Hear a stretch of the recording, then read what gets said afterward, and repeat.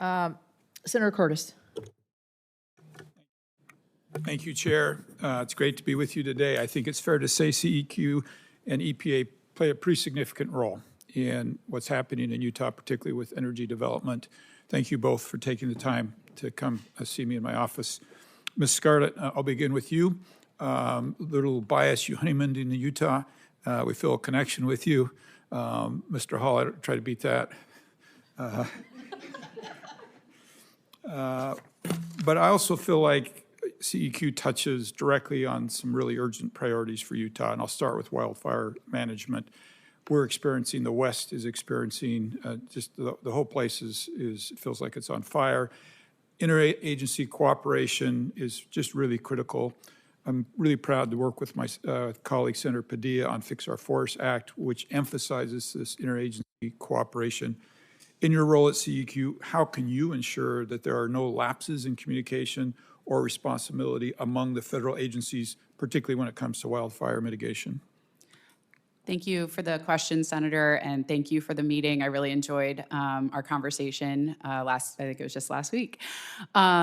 CEQ at its core is about interagency coordination, which is a very complicated process, and it doesn't always go the way it is supposed to, but I'm dedicated and committing to make sure that in this administration, the agencies are communicating actively in person and virtually at all levels of the administration, from down in the field up into the headquarters offices, and any role that CEQ can play in ensuring that that process goes smoothly, we will absolutely be doing so. Thank you. And I'd point out, particularly when it comes to a wildfire, it's so time sensitive. Decisions Absolutely. that are made are very, very time sensitive.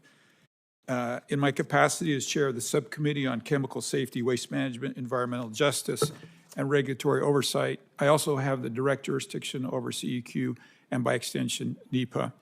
I'd like to be really clear. Utahns whose communities are rapidly expanding and whose economy depends on predictable, timely decisions, NEPA delays are devastating and very frustrating. They create unnecessary barriers for everything from housing to infrastructure, energy development.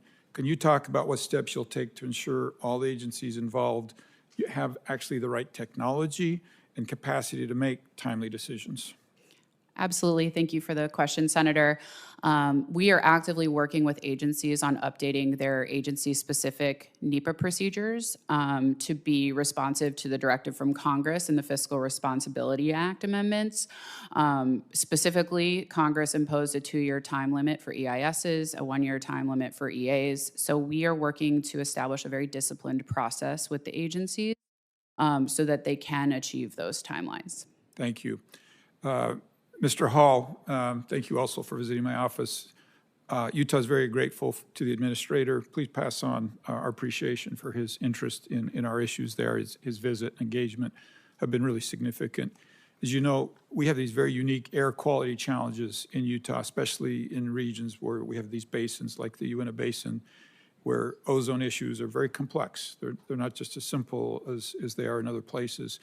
And I believe the oil and gas producers in Utah have really stepped up. They've tried to mitigate these as much as they can, and oftentimes they've used innovation or ways to deal with this that have not been recognized by the previous administration, and in some cases actually penalized. So if confirmed, how do you plan to recognize and support producers who are proactively using innovation in ways to accomplish this that haven't fit necessarily in the exact squared boxes? Thank you, Senator, for that question, because it is one of the main goals of this administration to advance energy dominance, and so oil and gas producers are critical. When I was acting assistant administrator, I made sure to hold them account, but also to not hinder appropriate investment and development of energy resources. And that's why we put out the National Enforcement Compliance Initiative revision to make sure that that happened. In terms of recognizing those unique investments and productive ways in which they're going about complying with the law. I want to make sure that we take all of that into account. If confirmed, we would look at that. And there's a couple different ways that can occur. One is through just pushing cooperative federalism, because the states are in a better position often to know exactly what's occurring on these.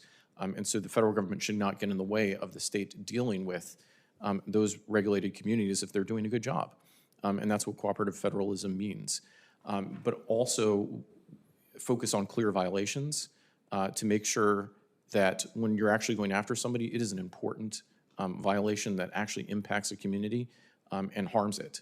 And I think focusing on clear violations that are actual significant violations of the law is critical to making sure that the good actors like you're talking about are not unduly impacted. Thank you. And of course, we invite both of you to Utah to come see firsthand what we're doing. Appreciate it. I yield my time.